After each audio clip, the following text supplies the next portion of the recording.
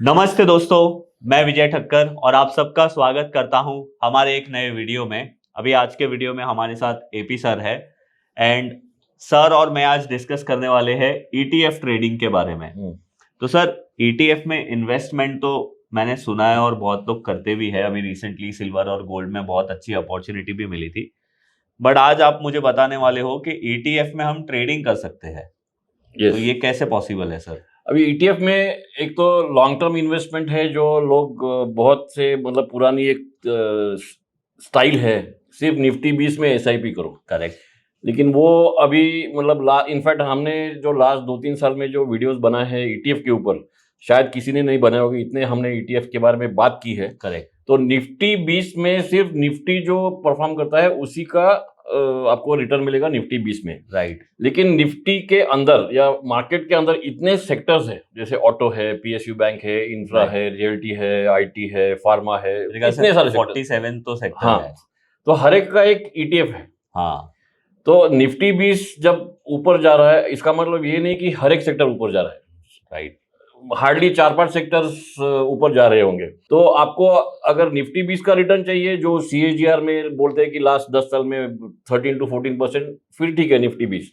लेकिन इनफैक्ट ये जो चीज हमने मोमेंटिफाई में भी एक बार कवर की थी कुछ महीने पहले, ईटीएफ के मोमेंटिफाई में। हाँ। तो उसमें सेक्टरल ईटीएफ की बात की थी। तो उसमें इट वाज वेरी क्लियर कि सेक्टरल 20 जो रहते हैं, सेक्टर हर एक सेक्टर का जो ईटीएफ रहता है मोस्टली बीसी रहते हैं या आईईटीएफ आईसीआईसीआई, डिपेंडिंग कौन सी एएमसी का है।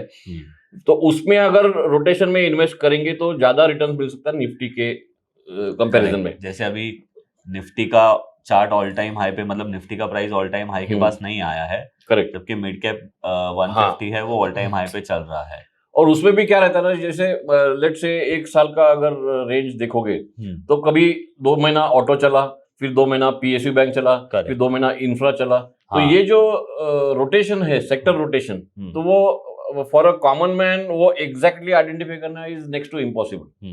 ठीक है, रिलेटिव स्ट्रेंथ स्टडीज वगैरह कर सकते हैं, लेकिन वो मोमेंटिफाई ने आसान कर दिया है by automating that whole process. You can find out performers within maybe couple of weeks, you can spot it. Right. At the same time अगर यहाँ से यहाँ कुछ गया है, तो अगर कोई बोल रहा है मैं यहाँ पे बाय किया और यहाँ पे सेल किया, वो झूठ बोल रहा है। तो जो मैं हमेशा क्रिकेट बैट की जो बहुत बार ट्वीट किया मैंने कि जो टो ऑफ द बैट रहता है या शोल्डर ऑफ द बैट, जो टॉप एंड बॉटम की बात कर रहे हैं, वहां पे जो अगर शॉट लगा वो मिस टाइम होने वाला है। वो कैच जाने वाला है। तो what is important in cricket is meat of the bat. जो 0 to 100 का मूवमेंट है उसमें से आप 60-70 भी अगर कैच कर सको 0 to 30 सिग्नल आने तक और 100 to 70 एग्जिट आने तक, तो ये जो है बस वही चाहिए। लेकिन वो तो मोमेंटिफाई की बात हुई which is for long term investment. लेकिन एक मैंने वीडियो एग्जैक्टली 1 साल पहले बनाया था, मई 2025 में, उसका भी रेफरेंस चाहिए तो आप देख सकते हैं। उसमें trading ETF on a very shorter time frame. Shorter मतलब कभी 2 दिन, कभी 5 दिन, कभी 1 हफ्ता भर चलेगा, क्योंकि जब सेक्टर में मोमेंटम आता है तो उसके लिए ब्रेथ का बेसिस था। तो वो ब्रेथ मैंने वो उस वीडियो में एक्सप्लेन किया है। तो ब्रेथ क्या होता है, मतलब जैसे अभी लेट्स से ऑटो सेक्टर में 15 ऑटो स्टॉक्स है।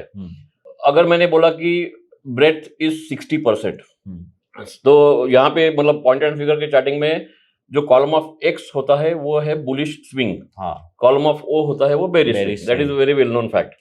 लेकिन उसमें 1% के चार्ट पे, 1% बॉक्स साइज के चार्ट पे जितने स्टॉक्स कॉलम ऑफ एक्स में है वो ब्रेथ में आएंगे। मतलब 60% ब्रेथ मतलब 60% of the auto stocks are in a bullish column of X. तो वो हो गया 1% के बेसिस पे। करेक्ट। तो वो बेसिस लेके मैंने ये जो स्ट्रेटेजी बनाई है। तो इसमें आरजोन में अगर इफ आई जस्ट सिलेक्ट ये आरजोन में, if you go to analysis, यहाँ पे ब्रेथ में जाके ये मल्टी ब्रेथ चार्ट ये है। तो ये मैंने ऑलरेडी बना के रखा है। यहाँ पे मैंने ये अलग अलग सेक्टर के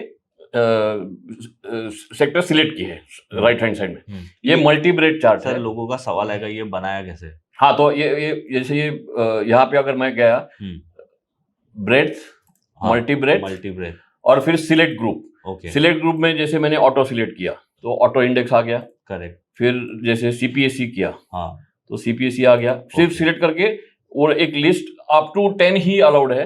तो वो ओके करेंगे तो ये ऐसा लिस्ट बनता है यहाँ पे। ओके, मतलब ये फिर चार्ट आ जाएगा और ऐसा बन जाएगा। हाँ, तो चार्ट के लिए पहले स्कैन क्लिक करना पड़ेगा। तो auto index, CPSE, infrastructure, metal, India defence, realty, pharma index, PSU bank, private bank, small cap, ये सब एनएससी के इंडेक्सेस है, सेक्टर्स हैं। करेक्ट। तो इसमें मैंने डेट ली है 1 जनवरी 2026 से आज तक, मतलब लास्ट 5 मंथ्स। हाँ। तो ये जो चार्ट है वो multi breadth of all these 10 sectors, मतलब अगर ऑफ कोर्स कलर के साथ यू कैन कंपेयर, बट इसका मतलब क्या है, whenever you see all breadths going at the low, मतलब एकदम नीचे, ये जो 0 to 100 का जो स्केल है उसमें सबसे नीचे ऊपर से, मतलब यहाँ पे टिपिकली मार्केट का शॉर्ट टर्म टॉप आता है। ओके, मैं समझ that is a very well known fact. मतलब अगर सारे ब्रेथ का वैल्यू नीचे है तो आप एक तरीके से ऐसे बोल सकते हो कि एक तरीके से ओवरसोल्ड है। हाँ, ओवरसोल्ड है। और सबका ब्रेथ अगर ऊपर वाले रेंज में है, मतलब 90 से 100 या 80 के ऊपर, तो हम लोग बोल सकते हैं कि थोड़ा ओवरबॉट हो गया है मार्केट। मतलब ये जो राजू भी हमेशा बात करते हैं एमकेएलएस में भी, और ये ब्रेथ का चार्ट जो है वो सिर्फ निफ्टी का देखते हैं। Correct. That is the overall market, Nifty 50। ये सेक्टरल ब्रेथ की बात है। तो whenever you see something like this, ये जो स्क्रीन के लेफ्ट में है, करेक्ट, यहाँ पे हर एक ब्रेथ अगर देखोगे तो वो 20, 15, 10 ऐसा सेक्टर, मतलब ये है जनवरी 2026 की बात है। अभी ये है टॉप जो दिख रहा है यहाँ पे अप्रैल के आसपास। तो अप्रैल में अगर आप निफ्टी का चार्ट कंपेयर करोगे तो वहां से एक डिक्लाइन डेफिनेटली आया होगा। ये यहाँ पे है मिड मई में मतलब 10 दिन पहले वहां से सब ऊपर जाना चालू हो गया। तो अभी सब हेल्दी जोन में है, मतलब अभी ना टॉप पे है ना बॉटम में है। लेकिन जब when you see something like this, तो ये जो है, ये जो मार्च का, ये तो निफ्टी का चार्ट है, वो सेक्टर का चार्ट था। तो अराउंड मिड मार्च यहाँ पे Nifty was near the lows, मतलब हर एक सेक्टर का ब्रेथ ओवरसोल्ड हो गया था। वो कुछ हिंट नहीं है, वो कुछ ट्रिगर नहीं है, उसके बाद कुछ करना है तो वो वही तो अभी बात कर रहे हैं। लेकिन जब ऐसा दिखता है कि निफ्टी का डाउन ट्रेंड हो गया है और हर एक ब्रेथ भी ओवरसोल्ड के आसपास आ गया है, तो यहाँ पे मतलब around March let's say starting से लेके उसके बाद आते हैं चार्ट पे। तो वो जो 10 सेक्टर्स थे, उसी 10 सेक्टर्स के 10 ETFs का ये चार्ट है, मतलब 10 चार्ट है। तो एक जस्ट एक एग्जांपल, ऑटो 20, मतलब चार्ट का सेटिंग क्या होना चाहिए। तो चार्ट का सेटिंग जो है वो 1 मिनट का चार्ट है। अगेन ये हमने बहुत बार एक्सप्लेन किया है कि पॉइंट एंड फिगर में 1 मिनट जो होता है वो कैंडलस्टिक के 1 मिनट से कुछ कंपैरिजन नहीं है। 1 मिनट मतलब ऐसा नहीं हो गया कि कैंडलस्टिक का 15 मिनट है तो यहाँ पे 1 मिनट मतलब 1 मिनट में नया कैंडल ये होगा। 1 मिनट मतलब ये जो बॉक्स वैल्यू हम लोग डिसाइड करते हैं उसकी क्लोज वैल्यू का 1 मिनट है। मतलब 1 मिनट में वो क्लोज होगा और वो फाइनल होगा उसका वैल्यू। लास्ट 1 मिनट में इतना मूवमेंट हुआ है क्या कि और एक एक्सप्लॉट करना चाहिए और एक ओ प्लॉट करना चाहिए। तो ये 1 मिनट का चार्ट है उस 20 का, उस निफ्टी उस सेक्टर के ETF का on a box size of 0.1%। Right. उसमें डीस्मार्ट 10 ऐड किया है। डीस्मार्ट बाय डिफॉल्ट 6, इसमें डीस्मार्ट का पैरामीटर 6 का 10 किया है। ओके। ये मैंने मेरे स्टडी के हिसाब से किया है। तो यहाँ पे अगर आप मार्च में देखोगे तो ये मार्च में ऑटो 20 नीचे ही आ रहा था, मतलब ऑफ कोर्स नेचुरली सब कुछ पूरा मार्केट ही नीचे आ रहा था। तो यहाँ पे जो बॉटम बना वो 16 मार्च को। उसके बाद अभी डीस्मार्ट के ऊपर, मतलब ये जो रेड का जो ब्लू होता है दैट मींस वो प्राइस डीस्मार्ट के ऊपर चला गया, that becomes bullish. So that is a buy signal. Correct. और अगर आप अभी जैसे ये ब्रेथ है उसके लिए आप फिर से इसमें जाके, जो हमेशा राजू ने भी बहुत बार दिखाया, निफ्टी का जो सिर्फ ब्रेथ का चार्ट है, तो सिर्फ मैंने ऑटो का चार्ट सिलेक्ट किया। ऑटो इंडेक्स, वहां से तो आइडिया कि सब बॉटमिंग हो रहा है। करेक्ट। तो ये सिर्फ ऑटो इंडेक्स का ब्रेथ का चार्ट है। जो 15 स्टॉक्स है वो देख रहा है अभी। यहाँ पे जो ब्रेथ था वो एकदम नीचे था, मतलब इट वाज ओनली 6। तो उसके बाद जो बाय सिग्नल मिलेगा ऑन द ETF चार्ट, जैसे ये स्मार्ट पॉजिटिव होगा, तो डी स्मार्ट पॉजिटिव होगा। तो यहाँ पे वॉकिंग लाइन जो है 255.5 है, उसका भी स्टॉप लॉस होना चाहिए। क्योंकि उसके बाद भी डिक्लाइन हो सकता है। लेकिन यहाँ पे 256 ₹1 में स्टॉप लॉस हो गया, मतलब डी स्मार्ट नेगेटिव हुआ तो अपना स्टॉप लॉस होगा। करेक्ट। डी स्मार्ट ब्लू का रेड हो गया तो स्टॉप लॉस। लेकिन अभी भी ब्रेथ नीचे ही है। करेक्ट। उसके बाद हर एक बाय सिग्नल लेना चाहिए। मतलब क्या होता है ना, ट्रेडिंग में कौन सा ट्रेड लंबा चलने वाला है ये कोई नहीं बोल सकता। मतलब मे बी आप 5 ट्रेड लोगे, उसमें से 2 ही ट्रेड इतना लंबा चलेंगे कि वो 3 का लॉस भर के और वो बहुत ज्यादा देंगे। तो इनफैक्ट यही यहाँ पे दिख रहा है, जो हमेशा सक्सेस रेशियो या हिट रेशियो की बात होती है, सक्सेसफुल ट्रेडर्स का hit ratio is always less than 50%। Right sir. बात सिर्फ रिस्क रिवॉर्ड रेशियो की होती है। Correct sir. तो यहाँ पे लोगों को दिखेगा कि यहाँ पे 2-3 ट्रेड तो हार्डली एक रुपए में एग्जिट हो गए या लॉस में एग्जिट हो गए, लेकिन बाद में जो एक बड़ा 6 अप्रैल को जो बाय सिग्नल मिला, सॉरी 2 अप्रैल को, ये हुआ 248.9, मतलब 249 के ऊपर, इसका सेल आया 268। हाँ, मतलब हमने क्या किया, ब्रेथ ओवरसोल्ड जोन में आ गया था, और जैसे वो ओवरसोल्ड जोन में आ गया, हम लोग एक बाय सिग्नल जो हमारा DSmart positive buy signal है, हम उसको फॉलो करते गए। करेक्ट। तो इसमें यहाँ पे दिख रहा है कि 3 बार हमारा स्टॉप लॉस हिट हुआ, बट स्टॉप लॉस हिट हुआ बट लॉस नहीं हुआ, माइनर प्रॉफिट में, उतना ही हुआ, माइनर प्रॉफिट में हम लोग निकल रहे थे। बट जैसे वापस से फाइनल एक सिग्नल आया फोर्थ वाले ट्रेड में, उसमें हम लोगों को एक बड़ा, मतलब ये 249 to 268 मतलब ऑलमोस्ट 8% हो गया। राइट। तो अगर मैं ये कॉन्सेप्ट को एक लाइन में समराइज करूं तो ये है कि अगर कोई भी सेक्टर का ब्रेथ वैल्यू ओवरसोल्ड जोन में जाता है, और उसके बाद वहां पे ऐसे बाइंग सिग्नल मिलते हैं, तो ये ट्रेडिंग स्ट्रैटेजी बहुत अच्छी तरीके से काम करती है, क्योंकि यहाँ पे हमारी प्रोबेबिलिटी ज्यादा है, मतलब विन होने की। तो इसमें क्या करना चाहिए, सिर्फ don't get wedded to one sector. आपका एक सेक्टर का ग्रुप होना चाहिए, क्योंकि फाइनली सिर्फ ऑटो बीच में ही ट्रेड करते रहोगे तो हर बार सक्सेस नहीं, मतलब you will get fed up. 6 महीने में एक बार आएगा, तो 5-6 स्टॉप लॉस रहेंगे। तो इसलिए ये जो मैंने 10 का ग्रुप बनाया है, ये मोस्टली इनफैक्ट हमारा एक हाई बीटा ग्रुप भी है जो सामने दिख रहा है, ETF हाई बीटा, उसमें गोल्ड सिल्वर भी है, लेकिन गोल्ड सिल्वर का ब्रेथ नहीं होता, क्योंकि एक ही सिंगल स्टॉक है, वो सिंगल ETF है, उसमें ब्रेथ नहीं है। तो इसलिए जो हाई बीटा का ग्रुप है उसमें गोल्ड सिल्वर है और IT20 भी है, लेकिन ये लिमिटेशन वो जो मल्टी ब्रेथ चार्ट है। हाँ, मैं तो बोलता हूँ ये तो चलो हमने एक ऑप्शन दिया है हाई बीटा का, अगर किसी को ट्रैक करना है तो वो अपने फेवरेट 10 सेक्टर को ट्रैक कर सकता है। हाँ, मतलब सी इसमें थोड़ा सा एक अवेयरनेस का जरूरत है। कैसे कि मैंने FMCG नहीं लिया है, वो थोड़ा सा सुस्त सेक्टर है, राइट। तो वो उतना अवेयरनेस होना चाहिए कि वो जो सेक्टर है, इसलिए उसको नाम भी हाई बीटा दिया है, वॉलेटाइल होना चाहिए, अच्छा मूव आना चाहिए। जब भी जैसे डिफेंस में आता है, PSU में आता है, ऑटो में आता है, इंफ्रा में आता है, जब मूव आता है तब सीरियसली, मतलब ये चार्ट एक एक करके देखेंगे। कभी कभी ऐसा हुआ है कि 5-5, 6-6 दिन में 10% का मूव आया है, बराबर है। और कोई भी ट्रेडर ऐसे ही मूव के लिए रुका हुआ है मार्केट में, अदरवाइज मजा नहीं। तो लेट्स से ये ऑटो का जो ऑलरेडी दिखाया मैंने, यहाँ पे अगर मैं जाऊं और इंस्टेड ऑफ ऑटो अगर मैं CPSE करूं, तो ये CPC इंडेक्स का ब्रेथ है। मतलब लॉजिक तो बहुत सिंपल है सर, ये बहुत सिंपल है। जैसे कि अभी ये चांस में अभी ये ट्रिगर हो रहा है, जैसे जो अभी तक हमने आपको समझाया, तो ये इनफैक्ट ये मार्च तक वो अप डाउन था।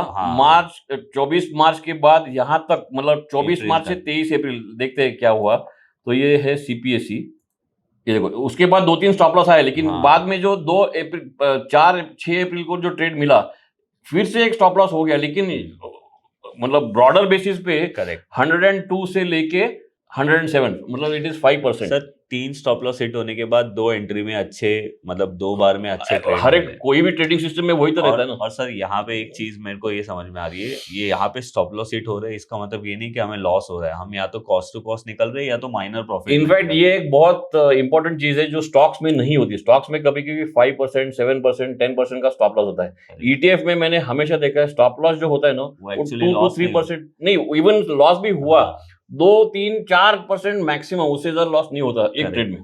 करेक्ट। तो ये तो एक अच्छा सिस्टम बन सकता है। हाँ, और अभी करंट की बात कर रहे हो, कि अभी CPSE ब्रेथ में क्रॉसओवर दिया है, पे ऑलरेडी एक बार स्टॉप लॉस हिट हो चुका एक बार, लेकिन अभी वो नीचे है।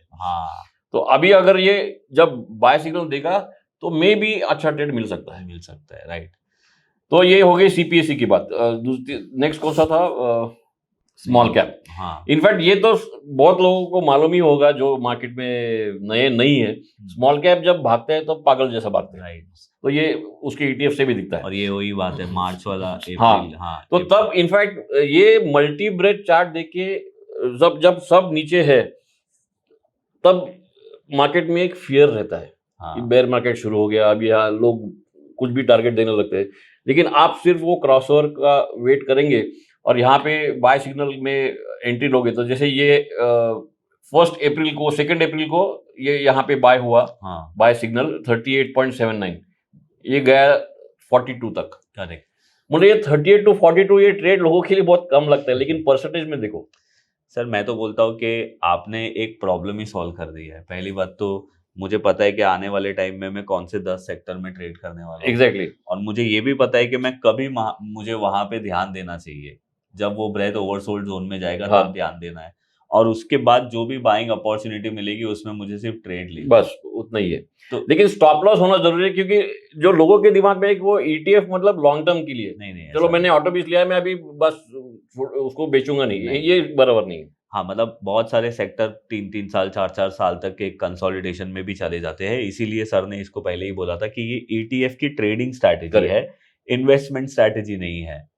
तो सही है सर, बहुत तो इसमें ये जो हाई बीटा का ग्रुप है, हाँ। हमने उसको अल्गोस्ट्रा में यही ग्रुप के नाम से एक सैंपल स्ट्रेटेजी भी दी है। ओके उसमें ब्रेथ अभी तक नहीं है, लेकिन ब्रेथ आने वाला है। ओके, मतलब ब्रेथ जब इंट्रोड्यूस होगा तो ब्रेथ का भी फिल्टर लगा तो आप सकते हैं। मुझे बताओ कहाँ पे है वो। तो ये जो क्रिएट स्ट्रेटेजी में अगर सैंपल स्ट्रेटेजी में जाओगे, okay smart ETF trading strategy, okay तो व्यू स्ट्रेटेजी में जाएंगे तो ये है हाई बीटा का ग्रुप। हाँ यहाँ ऑलरेडी ग्रुप सिलेक्ट किया हुआ है, और यहाँ पे एंट्री वही है, point and figure chart about D smart 10 हाँ। पीरियड 0.1 बॉक्स साइज, और exit below D smart part, 10। बस सेम। मतलब उसमें एक चीज कर सकते हैं, मतलब या तो आप मैन्युअली ब्रेड देख के करो, मैन्युअली ट्रेड करो, या अल्गोस्ट्रा में ट्रेड करो। उसमें ITBs भी है, गोल्ड सिल्वर 13 ETFs है। वाई गोल्ड एंड सिल्वर बीस, एक इंटरेस्टिंग एग्जांपल दिखाता हूँ। ये सिल्वर बीस का चार्ट है, हाँ सेम पैरामीटर्स 0.1%। करेक्ट। अभी ये तो सबको मालूम है, जब गोल्ड सिल्वर भी भागते हैं तो 8-10% तो ये देखो स्टॉप लॉस है, नहीं ऐसा नहीं, लेकिन हमेशा मैक्सिमम 3 to 4% से ऊपर कभी स्टॉप लॉस नहीं होता है। गैप डाउन गैप अप भी होता है, लेकिन वो उसमें ऑटोमेटिकली मोमेंटिफाई निकाल देता है। लेकिन जब ऐसा ट्रेड आता है, ये 225 के ऊपर बाय और 270, सिल्वर बीस में 225 to 70, मतलब पर सर ये तो ETF में इतने बड़े बड़े करेक्ट, मतलब फ्यूचर करने की जरूरत ही नहीं। जो लोग MCX में रात को 11:30 बजे तक स्क्रीन के सामने रहते हैं, करेक्ट, ये तो सिर्फ ETF है। इनफैक्ट ये मैंने बहुत सारे मंथन में भी दिखाई, लोगों ने इनफैक्ट 2-3 लोगों ने क्वेश्चन पूछा है, लेकिन इंटरनेशनल न्यूज पे होता है, या सडनली कुछ ट्वीट आया शाम को, सडनली वोलेटाइल मूवमेंट होती है। मेरे ख्याल से जो भी चीजें होती है ना, वो सब चीज इसमें प्राइस और हो जाती है। वो ये तो चार्ट है, वो आपके सामने ही है। आप मतलब चाहिए तो आप 3-4 महीना पीछे भी जाओ। इनफैक्ट जो बड़ा फॉल आया था सिल्वर बीस में, करेक्ट, वो बहुत इंटरेस्टिंग है। हाँ बहुत ज्यादा। You are, see, look at this, you are out of that silver beast. Correct, in fact यहाँ से ये देखो, यहाँ पे बड़ा गैप डाउन हुआ था, लेकिन यू आर आउट, वहां से और नीचे जा सकता है। तो इसलिए मैं मतलब मोमेंटिफाई भी ETF जो है वो अलग है, वो लॉन्ग टर्म के लिए है। लेकिन अल्गोस्ट्रा में अगर अल्गो की स्ट्रेटेजी बनाओगे इसमें, या मैन्युअली जो अभी मैंने बोला वैसे करोगे, तो that is a trading strategy. Correct, मतलब उसमें स्टॉप लॉस और एग्जिट एब्सोल्युटली मैंडेटरी है। राइट।